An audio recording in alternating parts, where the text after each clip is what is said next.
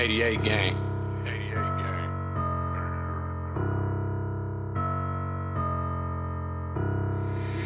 Hit me. AYB, let pipe him up, bro. Let's go big. Let's go big. Let's go big. Let's go big. Let's go big. I got hop in a car with no roof. I got hop in a car with no roof. Let's go big. Let's go big. Let's go big. Let's go big. Let's go big. Let's go big. Mike Tyson says he's scared to death to fight Jake Paul on July 20th. Tyron, do you think there's a real shot that Mike Tyson actually loses this fight? Cap, he a fucking brain bash. There's no way he's scared of Jake Paul.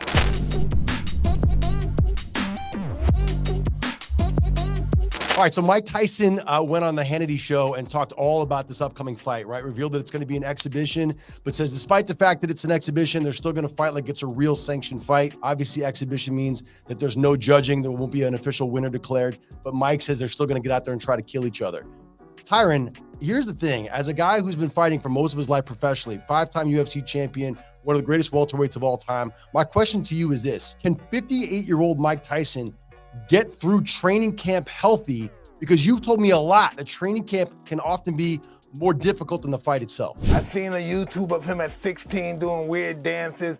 That's not the guy I'm going to be fighting. This guy's going to come, he's going to try to hurt me, which I'm accustomed to, and he's going to be greatly mistaken. He definitely can get through a training camp because if he did a 16th of what he used to do when he was at the top of the world, 19-year-old Mike Tyson, all the way to 20 and some change, it's enough to break most of our neck and knock our head off our body like a T-ball. So at the end of the day, I think he's trying to make you guys interested. He doesn't want to make it seem like it's such a disparity on skill level, power, and experience. But Mike Tyson is still Mike Tyson. Unless he got a little tad bit of Alzheimer's or a little bit of dementia, I don't see none of that. All I see is the same Savage, just with a little bit older age and his body just a little bit less tight. But I think those punches still put you night-night. Yeah, but here's the thing, right? You see fighters in their prime, in their 20s, early 30s, that can't make it through a hardcore fight camp without injuring themselves and stuff like that.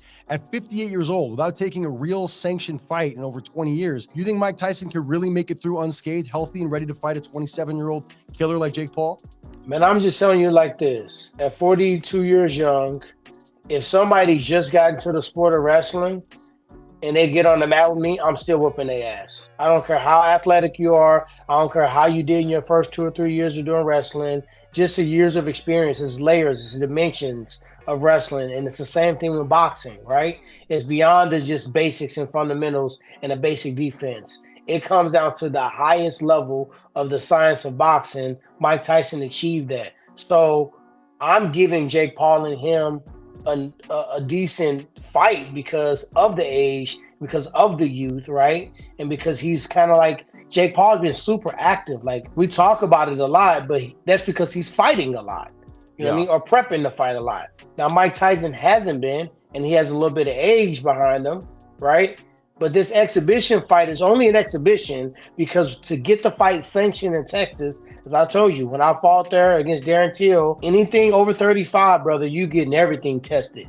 Yeah. They testing every vital organ, your neurological test, EKG, DPG, ZET. They doing EBT. Anything they can do, they're testing that shit. So that's why it's fight exhibition, but this is a fight. Don't get it twisted. Have you seen the video of Jake Paul punching Lil Pump in the guts? I mean, I didn't see it because, you know what I mean? So many people ask me about this kid on a daily basis. I try to only talk about it when I have to, like right now. So I did not see that video, but Jake is smart, man. He carves out enough time for the fuck shit because he knows he wants to get you guys thinking that he's not training and not focused. But I promise you, when it's time to train, he's in there like a gorilla. He's in there training his ass off. And that's what he's found, that balance. To give you guys what you guys want, to hate him or love him, right? But then he closed the door and he really get at it. Watch this. Here's Jake Paul socking Lil Pump in the guts. Oh, the rapper Lil Pump, Gucci Gang, Gucci Gang, Gucci Gang? Yes. Oh my God. He should have been got hit in the fucking stomach. Oh, damn, why he ain't got no body shield or nothing though? No. Boy, that's what you get with your dumb ass. Let somebody hit you in the stomach with no body shield on. That's funny. Yeah. Well, the 3 brain cells he had left are now he's down to 1. Yeah, that's a bad choice. Yeah. Angel Reese, LSU's superstar player, reportedly made $1.8 million in NIL deals last year. And I still think she got screwed. I think she should make more. I mean, quite candidly, I feel like, I don't want to say her complexion, but sometimes people are unapologetically use a different set of rules. When you look at what she brings to the table, it's basketball, it's sportsmanship, but it's also showmanship, right? She's both. And I feel like because of some of the things from last year, how she was going at old girl from Iowa with the same shit old girl went with, people kind of put her in this category, which I don't feel like they should do. Yeah, here's the thing about that. I love rivalries in sports, and I think that Angel Reese is a genius. I think that rivalry with Caitlin Clark made her star rise even more than it already was, because you can be a great athlete.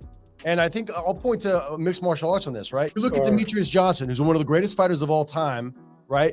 But he's kind of a quiet guy. And that's fine. That's the way he is. That's totally fine. But like, if he was a massively huge personality, he would have had more deals, right? But he's just kind of quiet and he's focusing on a sport, and that's fine. Angel Reese is one of the best in her sport and also has this unbelievable, big, exciting, charismatic personality to go with it. And in my opinion, $1.8 million, she should be making $5, $7, $10 million. And I think there are a lot of brands that are missing out. And here's my argument to that, right? The game that she played, LSU versus Iowa, had 12.3 million viewers. It was the most watched college basketball game the most watched women's college basketball game of all time. People are interested in this, and they're interested in it because of Angel Reese. She was the person who drove the storyline to get people to the television to watch. Whether you love her, whether you hate her, whether you just like basketball, whatever, she got you there. And in my opinion, that makes you a perfect person to be a brand ambassador, a spokesperson to all these different brands. And I know she's got deals with some. She made $1.8 million last year. She's 21 years old. That's great. But think of the opportunities. If I'm Reese's Pieces, if I'm Reese's Peanut Butter Cups, Reese's, Angel Reese, that's the most obvious thing in the world. Yeah, for sure. I mean, think about this. Nobody's an angel, but at the end of the day, she literally puts up when it's time to put up. She's a clutch player when it's time to be clutch. Her rivalry that she had, when you look at greats, the greats in any sport that won't have a rivalry, you look at Michael Jordan. Him and Isaiah Thomas still don't like each other, right? You look at John Jones and Daniel Cormier. You look at all these. You got to have a rivalry and you got to have a rematch. Yeah. When I was fighting in the UFC, I was always fighting the goody two-shoe. Nobody's going to be mad at Wonder Boy or Damian Maia. Robbie Lawler barely even spoke, right? So I wanted the rivalry fight. I wanted the fight that the press conference would let everybody know that I do not fuck with this guy. I'm going to try to punch his head off, right? So at the end of the day, I understood how important that was to get to the next level. You can't really crack to the next level until you do that, right? You need a dancing partner. Go all the way back to Magic Johnson, Larry Bird, right? They didn't hate each other. They just had an intense rivalry. And I feel like that's what's happening right now with Caitlin Clark and Angel Reese. They are great for each other and they're great for the sport. Now, I do feel that Angel Reese has been unfairly painted as this like villain for some reason. I don't know why. Of course. I think that she's a spirited athlete and she's intense. That's always what I've wanted out of women's basketball. I feel like she's been painted the wrong way. I was looking at a conference in Flauché, I believe I'm pronouncing it correct. Her teammate had to take up for her because she's human at the end of the day. Yeah. It's a lot of pressure. It's a lot of people coming down on her, a lot of public figures that's talking shit on her, right? And she still got to play and operate at the highest level with all of that. She broke down. She was emotional. Yeah. She's still a 21-year-old kid. And as a father of 2 African-American daughters, this is something I got to look at because I'm never going to tell my daughters not to be themselves. I'm never going to tell them to conform. Be your own self. Learn your identity. Look at your strengths and make your brand based off of that. And don't ever fucking apologize for it. So at the end of the day, my heart went out to her because she's in a moment where many people celebrate. Oh, look, last year you won, this year, jokes on you. The jokes ain't on no fucking body because most of us are spectating. We're not pulling threes with a couple seconds left. And I feel like she had to deal with all that pressure, but at the same token, at the same time, just like Sha'Carri Richardson, she dealt with the same shit, right? Why? Like she put up the stats, she put up the numbers, right? And people are judged with a different comb than others. I don't really fuck with that. So I hope she's get cashed out. I hope somebody watch this show, see what she made, compare her to the highest earning NIL athletes in her region, and I hope somebody cut a check. One last thought before we get out of here on that. In that game, she busted up her ankle pretty bad early on, right? And then she taped it back up. She said, tape my ankle up. Let's go back in there. I'm here to win this game. And she played her ass off until the final minute. I mean, she is as tough as they come. She I is don't know why savage. she doesn't. She needs more than just respect. She needs the check. She is savage. Can everybody get some cabbage on her name? Bring the bakery. Fuck the breaking the bread. Bring the bakery to her, right? And let's start getting her paid, because at the end of the day, you guys are getting a lot of entertainment. Like, it was super duper lit for women's basketball this last week. And it was a great moment for athletics, not only collegiately, but professionally, just in general. Female athletes, especially African-American professionals, have a harder time than anybody breaking through the workforce, getting paid equally, getting treated properly. And this is time that we take that shit and put it in the trash can and sort of turn over a whole new leaf and really start putting respect on their name. I was looking at these the mock drafts for the WNBA, because she just declared she's entering the draft.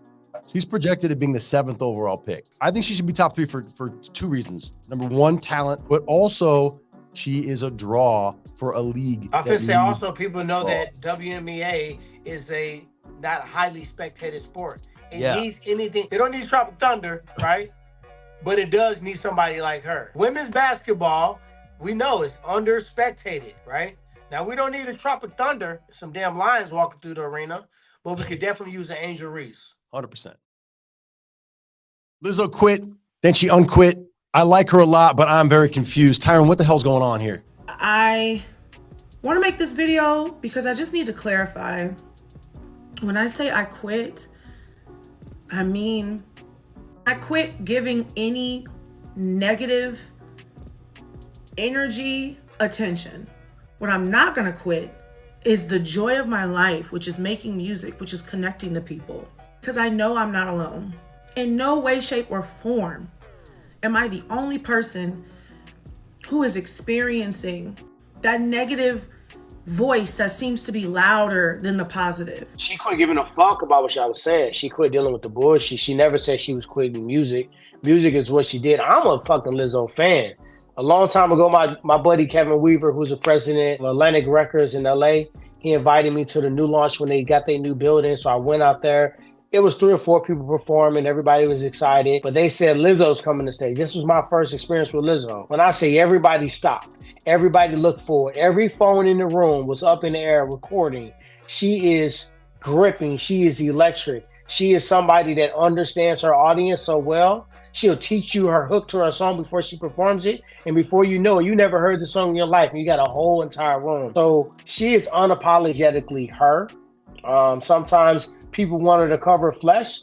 Fuck that. Do what you want to do. Be comfortable in your own skin. She said that she didn't sign up for all the backlash that she's getting. Now, we can argue back and forth. We can say, well, come on, girl, you knew you was going to get some backlash when you did this, right? But also, what we're really saying is, because of your body type and shape, you shouldn't be able to be comfortable in your own skin. Because we're not going to tell Rihanna, okay, girl, you knew you was going to wear that bikini. Everybody's going to use you as a screensaver. You know what I mean? No, we didn't say that, right? So at the end of the day, I support Lizzo because she's such a large rock star. Like, Atlantic Records couldn't even house her by themselves. She had to have an Atlantic record deal and a Warner Global deal. She needed a lot of people behind her to push her whole concerts, her shows, and her tour just because of the magnitude of how big of a star she is, right? No matter how big of a star you are, she's still a human being, right? Yeah. Nobody want to keep hearing no bullshit about their weight. Coily Ray didn't want to keep hearing she's skinny, and Lizzo still don't want to hear people tell her put on clothes. At the end of the day, like, we need to stop, sit our ass down, look in the mirror, and if you don't see a 100% perfect vessel in front of you, we really ain't got no room to talk about nobody else. But can I tell you why I'm disappointed in Lizzo? Because, like, all the things you just said are true, obviously. But when she got out there and she knew that she was going to get criticism, and she still was out there talking about body positivity and putting herself out there and all that stuff. And she knew that she was taking on hate. She was, at one point, she was dressing in a certain way to kind of provoke the haters. There's a very famous clip where she was at a Lakers game in a thong and was twerking at the Lakers game. And she knew that there was going to be backlash, but she did it anyway, right? My point is, she was going at it like, I'm confident, I'm unabashedly me, this is who I am. And then at a point, she's like, it's gotten too much. And I think the timing of it's weird because that point came after she was accused of like doing all these things in that lawsuit by the backup dancers and all that stuff. And when her reputation kind of took a hit, now all of a sudden she's kind of hiding behind, well, hey, I get attacked all the time, even though that kind of is what she signed up for. When she was pushing back and trying to break the norm, it's brave and it's courageous and I support it, but you know you're going to get haters for that. And now the timing of her saying, now it's too much, it seems like she's using this to deflect from the allegations that are happening in court. I disagree. And I don't disagree with you that often, but I disagree because I feel like, yes, she may have known that by doing this, you're going to get some haters. But I feel like too many people talk and they talk about their problems and they talk about what's going on. And then we get on the internet, we watch and we talk about it together. And then we scroll about it. Who the fuck is making a solution? I feel like her actions was a solution, right? I'm going to do this until you get tired of it because the whole thing is we need to be more gentle with each other. We need to talk less about each other, whether it's somebody with special needs, whether it's somebody with weight, whether it's somebody with disability, whether it's somebody that just, you know what I mean, is having a hard time. We are always ready to stump a motherfucker when they're on the ground. Yeah. If they're about to go to court, if they're about to go to jail, if they just got a divorce, you know, our whole TMZ show, we didn't really even have to prep every day, every week, just because of the social media. We were going to have some shit to talk about, right? So now, when we're looking at it, the reason why we got our show, Real Shit Right Quick, is because we're going to look at the topics and let's bring a real lens to it. The real lens to it is the problem is we always got some shit to say about somebody. Yeah. And that's the clickable, likable, memeable thing, right? That's not the admirable thing. It's not the thing that you would say to encourage or uplift somebody. Nobody wants to watch that. Let's be the devil advocate behind a motherfucking smartphone or a keypad, and then people are gonna like me because we so bad for taking this clout cane, right? Yeah. We want people to like us so bad. So she, in my opinion, took a bold way to make a solution. You want to talk about me and my weight? Well, I'm gonna throw it in your face to the point where you now, you know what I mean? You're gonna join me. It's like somebody saying Nigger, and I'm saying, okay, I'm gonna say Nigga, right? I'm gonna flip it. So I feel like she flipped it. Just for the record, I'm not saying I'm one fucking saying or the it. other. I'm saying that when that word was used to break people down, it was another word that rose up to say, this is my brother, this is my homie, this is my dog, right? It desensitized that other word. I feel like she took a similar approach, and I really commend her on it. Yeah, here's my prediction, by the way, with Lizzo. I think that she needs to handle the court cases, and what I mean by that is whether the allegations are true or false, she's got to get through that. And then my prediction is that she goes to the studio, she has all these experiences, all these emotions, she puts it into music, and then she comes out with a banging album. That's what I think is going to end up happening here. I agree. See, we agree again. We're back on the same again. page. We agree again. Yet again, we agree. All right, there's a video going around of a woman having a meltdown, what appears to be a meltdown, on a Spirit Airlines flight. Let this go! Can I do that with freedom? All I care about is freedom. You're under arrest. That's fine. I've been there before. I'm not scared. I've fucking been there before. This nigga's hurting my elbows. He's hurting my wrist. Tyron, I feel very uncomfortable about this. How do you feel? I know you do, and you didn't want to do it, but I'm just telling you like this. It's one of two things that happened. She either overdosed on the extras or she underdosed on antidepressants. One way or the other, she either gave us a Oscar-winning performance or something's going on with her. Yeah, right? here's the way I take this. So now let's talk about what you think went on, and let's talk about what I think went on. Yeah, 100%. So what we see in the video is this woman who is kind of flipping out, and you can see law enforcement officers are on the plane that are departing from Las Vegas, and she's screaming, and she's making a big scene. And why I'm uncomfortable because a lot of people believe that that she's acting and she's putting on a performance, but I believe even if there's like a 1% chance that she's having like a mental episode, like some kind of mental breakdown, mental health episode, whatever it is. I feel very uncomfortable trying to like judge her on this because like if she needs help, then she should get help. Now, if she's performing and she's doing this for the cameras, obviously that's wrong to like, you know, to do that. But let me say this. Allegedly, she did need help, right? Yeah. And allegedly, she's being diagnosed with whatever situation and medicated or whatever the case may be. I feel like if you are aware of it and you are diagnosed with it and you are prescribed medication for it, I feel like it's irresponsible if you aren't taking your medication and you going on an airplane and you have an episode. Sure. Who knows? She could have ran out of meds, whatever.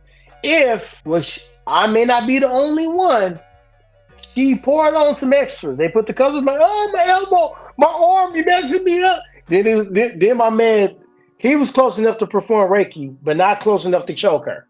You're choking me. He didn't touch her. I couldn't breathe. He said, you going to jail? No, I'm not scared. I've been to jail. So, I mean, it's hard. Like, I feel guilty as anybody else because we laughing at shit that's not funny so much that when you start scrolling, it's kind of hard not to, man.